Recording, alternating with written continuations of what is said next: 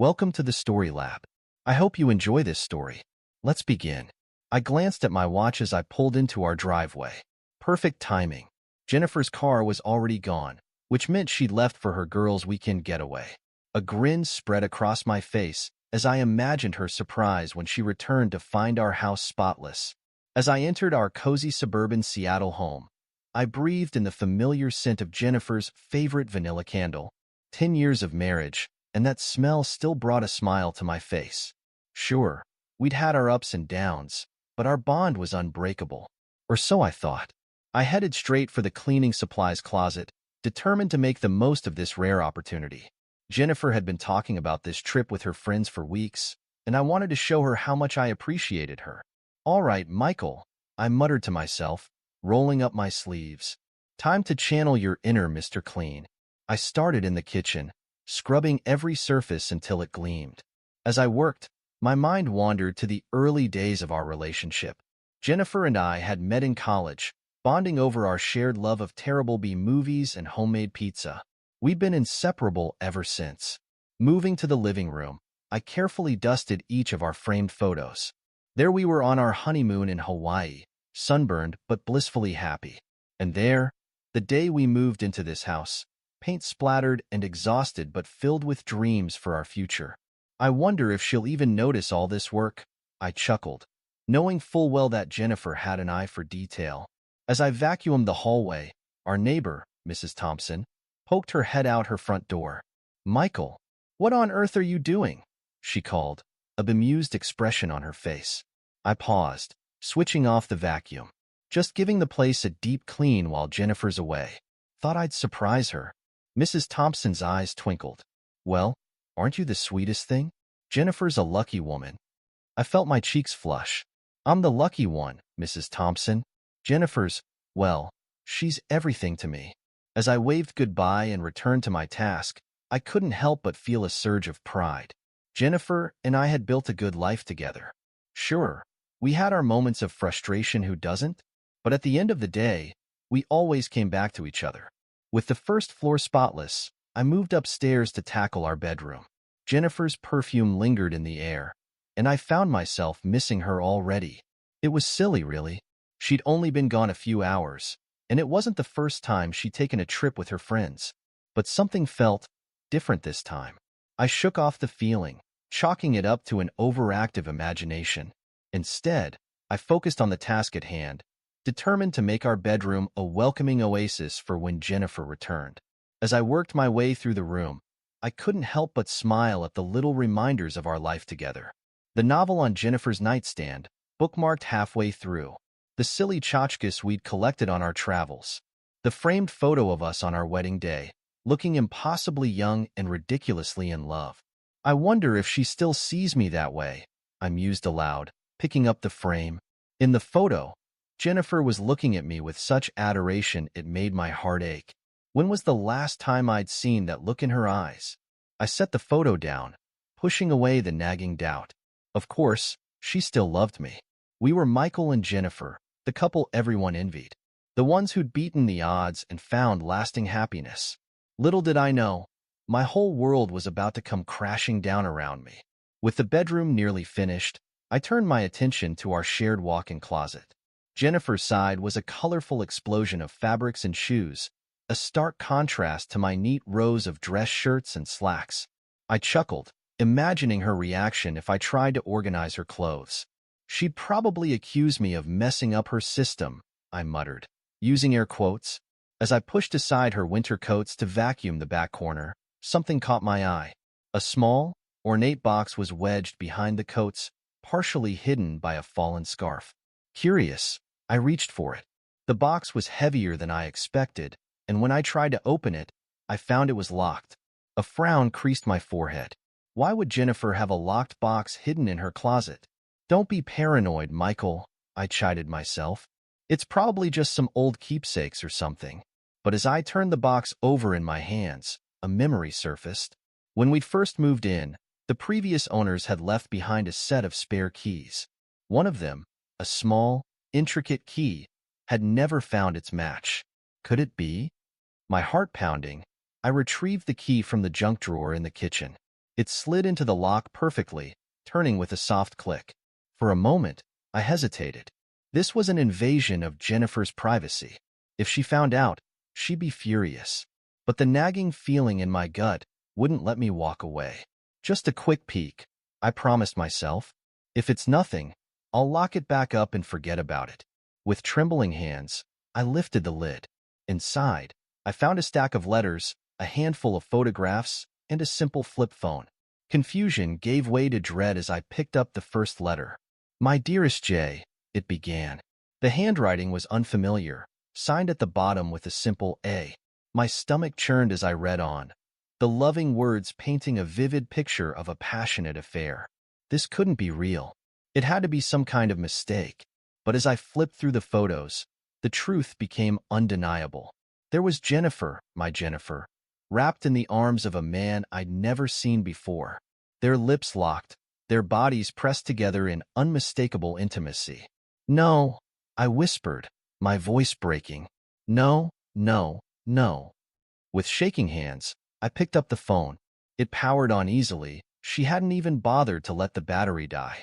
The inbox was filled with texts, each one a dagger to my heart. "Can't wait to see you again, baby. Last night was amazing. When can we meet again? I miss the taste of your skin." I scrolled through the messages, each one more damning than the last. The timestamps told their own story. This affair had been going on for at least 6 months. 6 months. Half a year of lies, of betrayal. While I'd been here, cleaning the house and dreaming of our future, Jennifer had been. A wave of nausea hit me, and I barely made it to the bathroom before emptying the contents of my stomach. As I slumped against the cool tile, my mind raced. How could she do this? How could I have been so blind? I don't know how long I sat there, my world crumbling around me. But eventually, a cold, hard anger began to replace the shock and pain. With mechanical movements, I returned to the closet. I arranged everything exactly as I'd found it, locking the box and replacing it behind the coats. Then, I picked up my phone. Jennifer answered on the third ring, her voice light and carefree. "Michael, is everything okay?" "No," I said, my voice flat. "No, everything is not okay. You need to come home. Now." "What? Why? What's going on?" "Just get home, Jennifer. We need to talk." I ended the call before she could respond, my heart pounding in my ears. This was it, the moment that would change everything. As I waited for Jennifer to arrive, I paced our living room, the once comforting space now feeling like a prison. Every happy memory, every shared moment, felt tainted. How many times had she lied to my face in this very room? The sound of tires on the driveway jolted me from my thoughts. This was it, the moment of truth. I stepped out onto the driveway as Jennifer's car pulled up. She looked confused and worried as she got out, her eyes searching my face. "Michael, what's going on? You scared me half to death with that call." I stood there, my fists clenched at my sides, struggling to find the words. How do you confront the person you love most in the world about the ultimate betrayal? "Michael," Jennifer approached, reaching out to touch my arm. I flinched away, and her eyes widened in surprise. "Honey, you're scaring me. What happened? Why don't you tell me, Jennifer?" My voice came out low and dangerous. "Why don't you tell me about A?" The color drained from her face, and in that moment, I knew. There would be no denials, no explanations that could make this right. How did you find out?" she whispered. A bitter laugh escaped me. "Does it matter? What matters is that you've been lying to me for months, sneaking around behind my back, making a fool of me." Jennifer's shock gave way to defiance, her chin lifting. "You went through my things, didn't you? How dare you invade my privacy like that? How dare I?" I couldn't believe what I was hearing. "How dare you? I'm your husband, Jennifer. We took vows. Or did those mean nothing to you?" She rolled her eyes, and the casual dismissal of our marriage felt like a physical blow. "Oh, grow up, Michael. People cheat all the time. It doesn't have to mean anything. Doesn't have to. Are you serious right now?" I was shouting now, not caring who might hear. "You've been carrying on an affair for 6 months. 6 months of lying to my face, of. I couldn't even bring myself to say it. Jennifer's face hardened, all pretense of remorse gone. Fine. You want the truth? Yes, I've been sleeping with Andrew. And you know what? He's twice the man you'll ever be. Each word was like a knife to my gut, but I forced myself to stand tall. Get out. Excuse me? You heard me. Get out of my house. Now. A cruel smile played at the corners of her mouth. Your house? Oh, honey. When I'm done with you, this house and everything in it will be mine. You really think you can throw me out? I stepped closer, my voice low and dangerous. Try me. One phone call, and I'll have copies of those letters and photos sent to every person we know. How do you think that will play out in divorce court? For the first time, uncertainty flickered in Jennifer's eyes, but it was quickly replaced by cold determination. You wouldn't dare. Try me, I repeated. Now get out of my sight before I do something we'll both regret. We stood there, locked in a silent battle of wills. Finally, Jennifer turned on her heel and stalked back to her car. As she opened the door, she paused. This isn't over, Michael. You'll regret this. As I watched her drive away, the weight of what had just happened crashed over me. My marriage, my life as I knew it, was over. I stumbled back into the house, collapsing onto the couch we'd picked out together all those years ago. The irony wasn't lost on me. I'd spent the day cleaning, trying to make everything perfect for Jennifer's return. Now, our home felt tainted, every surface a reminder of her betrayal. I don't know how long I sat there, staring at nothing. The sun had long since set when my phone buzzed with a text. It was from Jennifer. I'm staying with Sarah. We'll talk about this when we've both calmed down. I didn't bother responding. What was there left to say? The woman I'd loved, the life we'd built together, it had all been a lie.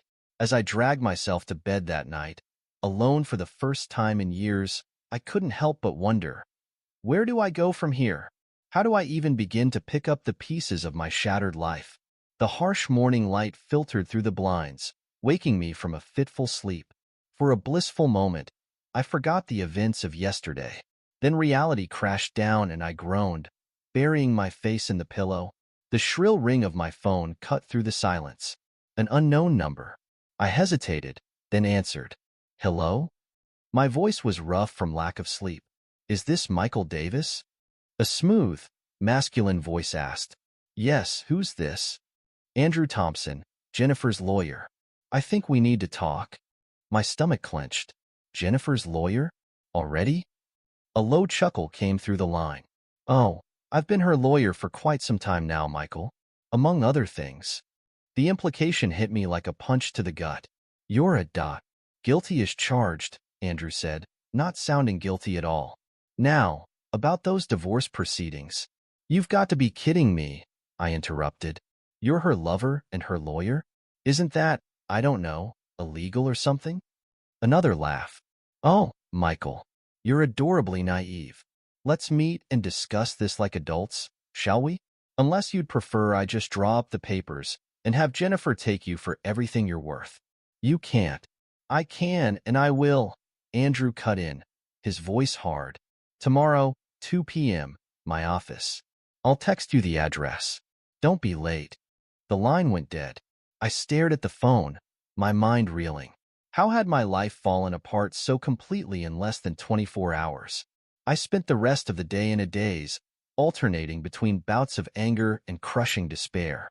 By evening, I was emotionally exhausted and no closer to figuring out what to do. As I mindlessly scrolled through my phone, a text from an unfamiliar number popped up. Hey stranger, long time no talk. How've you been? I frowned, trying to place the number. Then it hit me, Lauren King, my ex-girlfriend from college. Lauren? This is unexpected. I've been better, to be honest. How about you? The reply came quickly. Sorry to hear that. I'm doing well, made partner at my law firm last year. Want to catch up over coffee? I hesitated. Lauren and I hadn't exactly parted on the best terms. But right now, I was desperate for a friendly face. Sure, why not? When and where? We agreed to meet at a nearby cafe in an hour. As I got ready, I couldn't help but wonder about the timing of Lauren's text. After all these years, why now? The cafe was bustling when I arrived. Lauren waved me over to a corner table, looking as put together as ever in a crisp blazer. Michael, she smiled, standing to give me a quick hug. It's been too long. I managed a weak smile in return. Yeah, it has. You look good, Lauren. Thanks, she said, gesturing for me to sit. So do you. Although forgive me for saying this, but you look like you've been through hell. I barked out a laugh. That obvious, huh? Lauren's eyes softened. Want to talk about it? And suddenly, the whole story came pouring out. Jennifer's affair, the confrontation, Andrew's call. I told Lauren everything. When I finished, she let out a low whistle. Wow, Michael. That's rough. I'm so sorry. Yeah, well, I shrugged, trying for nonchalance and failing miserably. Life, right? Lauren leaned forward, her eyes intense. Listen, Michael. I know we have history, but I want to help. This is what I do, you know. I specialize in divorce law. I blinked, surprised. You're offering to be my lawyer? If you'll have me, she nodded. What Andrew's doing, representing Jennifer when he's personally involved, that's a major ethics violation. I can help you fight this. Hope, fragile and tentative, bloomed in my chest. You do that? For me. Lauren reached across the table, squeezing my hand. Of course. What are old friends for? As I left the cafe, I felt lighter than I had in days. Maybe, just maybe, things would work out after all. The next morning, Lauren arrived at my house bright and early, all business in a sleek pantsuit. All right, Michael, she said as I let her in. Show me everything you've got. I led her to the dining room table, where I'd spread out copies of the letters and photos I'd found. Lauren's eyebrows shot up as she examined the evidence. Well, Jennifer's been quite busy, hasn't she? Yeah, I muttered, the familiar ache settling in my chest. Tell me about it. Hey, Lauren's voice softened. She placed a hand on my arm. We're going to get through this, okay? I promise. I nodded, not trusting myself to speak. Lauren turned back to the documents, her brow furrowed in concentration. This is good, Michael. Really good. With this evidence, plus the prenup, we've got a strong case. So what's our next move? I asked, hope rising in my chest. Lauren tapped her chin thoughtfully. I think we need to meet with Jennifer and Andrew. Show them what we've got. See if we can negotiate a settlement without going to court. I frowned. Is that wise? Showing our hand like that? Trust me, Lauren winked. I know what I'm doing. We'll meet at a neutral location. I know just the place. A hotel I've used for mediations before. Very discreet. Excellent security. Something about her confidence made me uneasy. I don't know, Lauren. She reached out, squeezing my hand. Michael, do you trust me? I hesitated. Did I? After everything that had happened with Jennifer, could I trust anyone? Lauren's eyes bore into mine, sincere and determined. I'm on your side, Michael. 100%. Let me help you. Finally, I nodded. Okay, let's do it your way. Excellent, Lauren beamed. I'll set everything up. Oh, and I'll bring a hidden camera, just in case things get heated. As Lauren gathered her things to leave, a thought occurred to me. Lauren, thank you for everything. She paused at the door, her smile softening. That's what friends are for, Michael. We'll get through this together. After she left, I sat in silence for a long moment. Then, making a decision, I headed to my office. If Lauren was bringing a hidden camera, well, two could play at that game. It took some doing, but I managed to rig up a small microphone that I could hide under my collar. Call me paranoid, but after everything that had happened, I wasn't taking any chances. As I tested the microphone, I couldn't help but wonder, was I doing the right thing? Or was I letting my pain and anger push me into making more mistakes? I shook my head, pushing the doubts aside. This was about protecting myself, nothing more. And after what Jennifer and Andrew had done, I needed all the protection I could get. The day of the meeting dawned bright and clear, a mockery of the turmoil churning inside me. I dressed carefully, making sure the hidden microphone was secure and undetectable. Lauren picked me up, all smiles and confidence. Ready to face the music, Michael? I managed a weak smile in return. As ready as I'll ever be.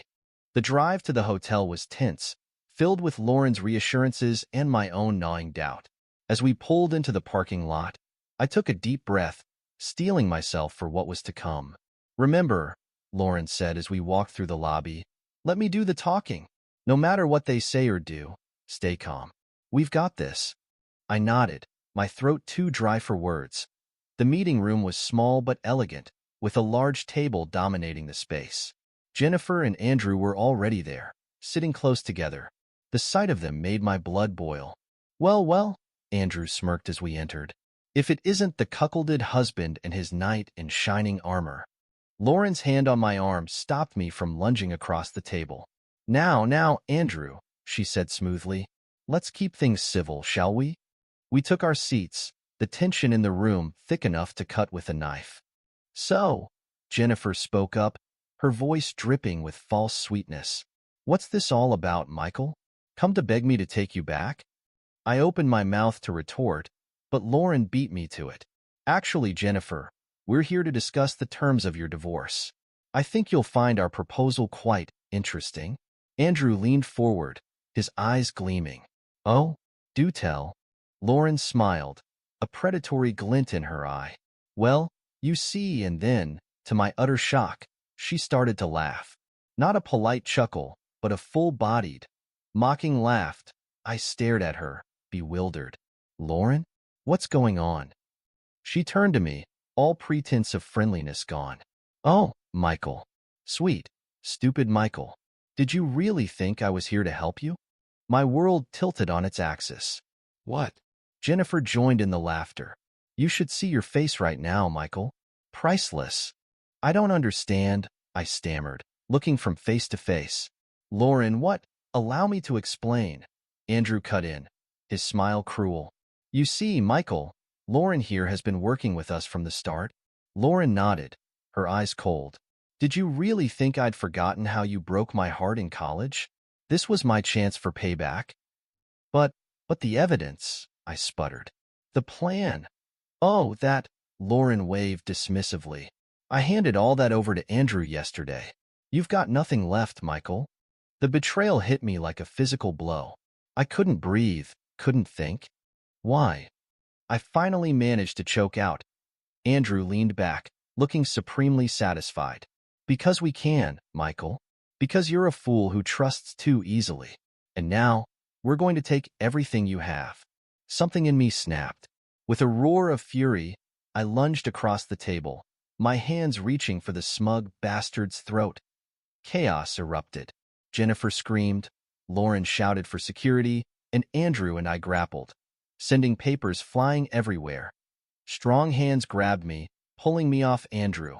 "Hotel security," I realized dimly. "That's it," the head of security growled. "You're out of here, buddy. And if you don't leave quietly, we're calling the cops."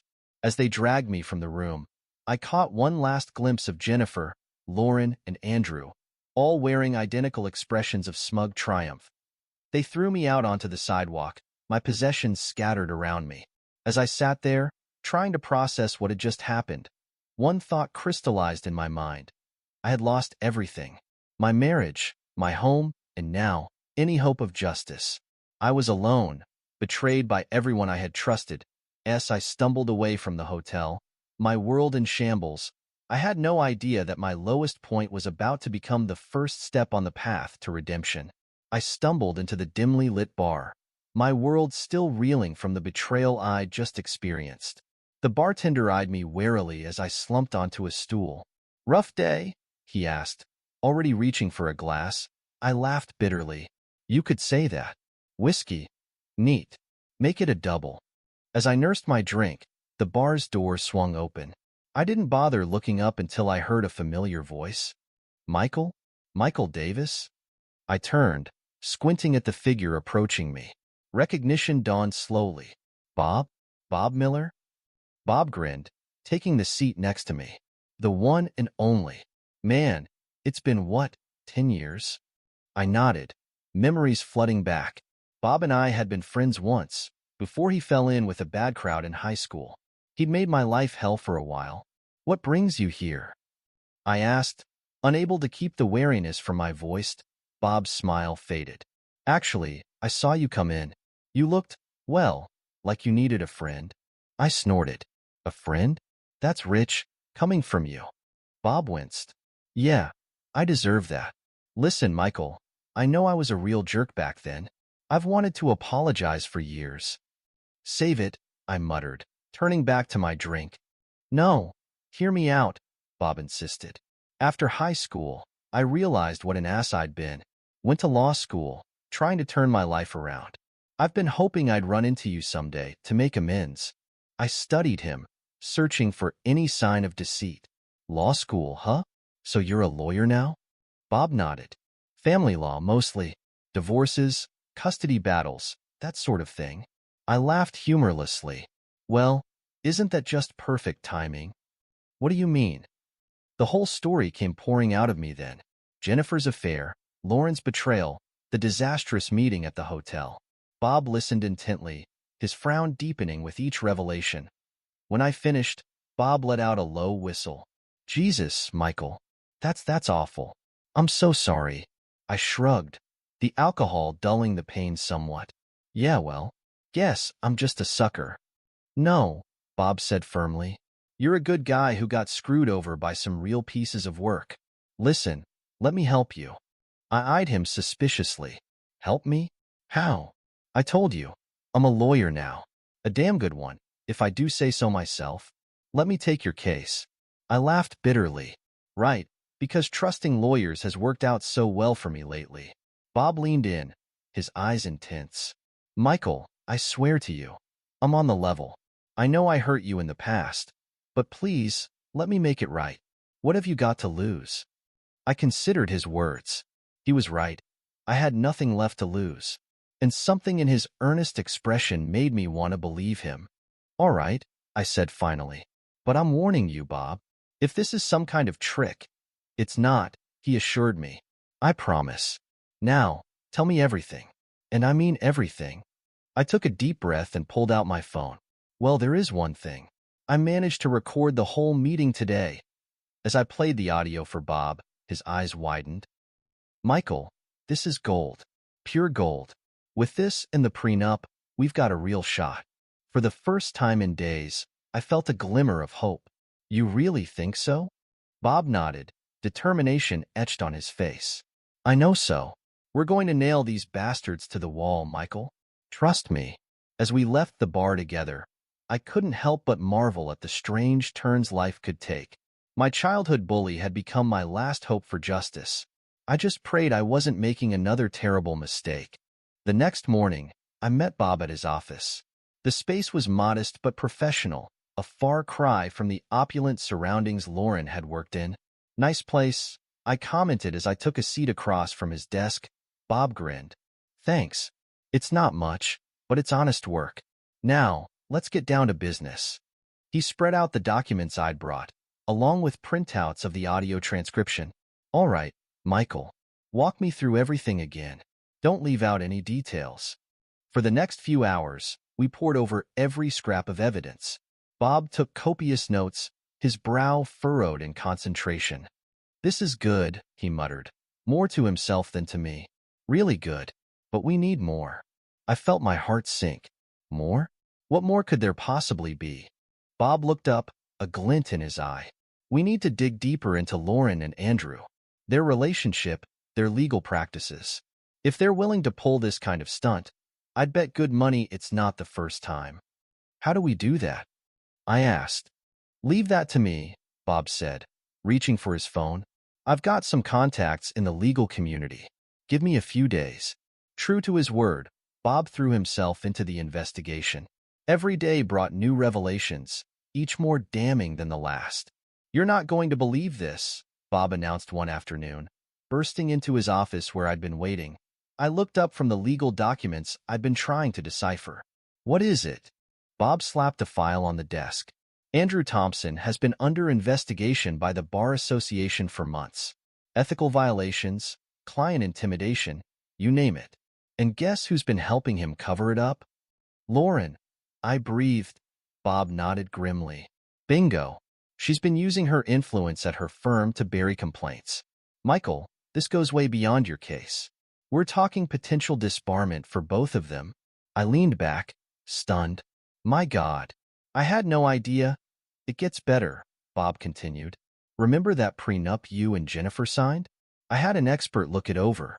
It's ironclad, Michael. If we can prove infidelity, which we absolutely can, Jennifer doesn't get a dime. For the first time in weeks, I felt a smile tugging at my lips. So you're saying we have a chance? Bob grinned back. More than a chance. We're going to destroy them, Michael. In court, and in the court of public opinion. As Bob laid out our strategy, I felt a mix of emotions wash over me. Relief, vindication, and yes, a touch of fear. This was it. The final battle. You ready for this? Bob asked, noticing my expression. I took a deep breath and nodded. Ready as I'll ever be. Let's do this. The day of the hearing arrived, and I felt like I might be sick. Bob met me outside the courthouse, his calm demeanor a stark contrast to my jangled nerves. Deep breaths, Michael, he advised. Remember, we've got this. Just stick to the truth, and let me handle the rest. As we entered the courtroom, I saw Jennifer, Andrew, and Lauren huddled together. Jennifer smirked when she saw me, but I noticed a flicker of uncertainty in her eyes. All rise, the bailiff called out as the judge entered. What followed was the most intense few hours of my life. Bob was a force of nature, methodically presenting our evidence and tearing apart the opposition's arguments. Your Honor, Bob addressed the judge, I'd like to present Exhibit A, an audio recording from a meeting between my client, his wife, and their respective counsel. As the damning recording played, I watched the color drain from Jennifer's face. Lauren and Andrew whispered furiously to each other, panic evident in their expressions. Objection, Andrew shouted, jumping to his feet. This recording was obtained without consent. The judge peered over her glasses at him. Mr. Thompson, I'd remind you that Washington is a one-party consent state. The recording is admissible. Please continue, Mr. Miller. Bob nodded, a predatory gleam in his eye. Thank you, Your Honor. Now, I'd like to draw the court's attention to Exhibit B, evidence of Mr. Thompson and Ms. King's ongoing ethical violations. As Bob laid out the mountain of evidence we'd gathered, the atmosphere in the courtroom grew increasingly tense. Jennifer looked shell-shocked, while Lauren and Andrew grew more agitated by the minute. Finally, Bob turned to address Jennifer directly. Mrs. Davis, given the overwhelming evidence of your infidelity and the terms of your prenuptial agreement, do you wish to continue contesting this divorce? Jennifer glanced at Andrew, who shook his head almost imperceptibly. She slumped in her seat. No, she said quietly. I don't. The judge nodded, her expression stern. Very well. In light of the evidence presented, I'm granting the divorce on grounds of adultery. Mr. Davis will retain all assets as per the prenuptial agreement. I let out a breath I didn't know I'd been holding, but the judge wasn't finished. Furthermore, she continued, I'm recommending a full investigation into the practices of Mr. Thompson and Ms. King. Bailiff, please ensure they do not leave the courthouse. This case will be referred to the criminal court for further action. As Lauren and Andrew were led away, protesting loudly, I turned to Bob in disbelief. We did it, I whispered. We actually did it. Bob grinned, clapping me on the shoulder. Told you we would. Come on, let's get out of here. I think we both could use a drink. As we left the courthouse, I felt lighter than I had in months. The nightmare was finally over. Months passed, and slowly but surely, I began to rebuild my life. The house that had once felt tainted by Jennifer's betrayal became a sanctuary again. I threw myself into work, reconnected with old friends, and even started volunteering at a local animal shelter. One sunny afternoon, as I was tending to the garden Jennifer had always neglected, a familiar car pulled into the driveway. My stomach clenched as Jennifer stepped out. Michael, she called, her voice hesitant. Can we talk? I straightened up, wiping my hands on my jeans. I don't think we have anything to say to each other, Jennifer. She took a step closer, her eyes pleading. Please, just hear me out. I made a terrible mistake. I've lost everything, my job, my friends. My family won't even speak to me. I know I don't deserve it, but is there any chance you could forgive me? I looked at her, really looked at her. For the first time in months, the arrogant, cruel woman from the hotel meeting was gone. In her place stood someone broken and desperate. For a moment, I felt a flicker of pity. Then I remembered the pain she'd put me through, the lies, the betrayal. "No," I said firmly. "I can't forgive you, Jennifer. What you did, it's not something I can just get over. I think it's best if you leave." Tears welled up in her eyes, but she nodded. "I understand. I'm so sorry, Michael, for everything." As she drove away, I felt a weight lift from my shoulders. It was truly over now. Later that week, I met Bob for our now regular Friday night drinks. He greeted me with a grin and a copy of the local paper. "Check it out," he said, sliding it across the bar. The headline read, "Local Lawyers Disbarred in Ethics Scandal." Below were photos of Lauren and Andrew being led out of the courthouse in handcuffs. "Wow," I breathed. "It's really over." Bob nodded. "Yep, they're facing some serious charges. And get this, the hotel where they had you thrown out? They settled out of court. You've got a nice little payout coming your way." I shook my head, still amazed at how things had turned out. "I can't thank you enough, Bob, for everything." He waved me off. "No thanks necessary. Helping you, it felt good. Like I was finally making up for all the crap I put you through in school." I smiled. "Consider us even. More than even." As we clinked our glasses together, I marveled at the strange twists and turns life could take. My wife had betrayed me, my ex-girlfriend had tried to destroy me, and my childhood bully had become my savior and friend. "So," Bob said, interrupting my thoughts, "what's next for Michael Davis?" I considered the question. For the first time in a long time, the future didn't seem daunting. It felt full of possibility. "You know what?" I replied. "I think I'm going to travel, see the world a bit. Then maybe I'll write a book about all this." Bob laughed. "Now that's a story I'd read. To new beginnings?" I raised my glass. To new beginnings. And to friendship. As we sat there, sharing stories and laughter, I felt a sense of peace wash over me. The ordeal had been painful, yes, but it had also taught me valuable lessons. About trust, about resilience, and about the unexpected places we can find allies. I was Michael Davis, survivor of betrayal and legal battles, and I was ready for whatever life threw at me next. This is where our story comes to an end. Share your thoughts in the comments section. Thanks for your precious time.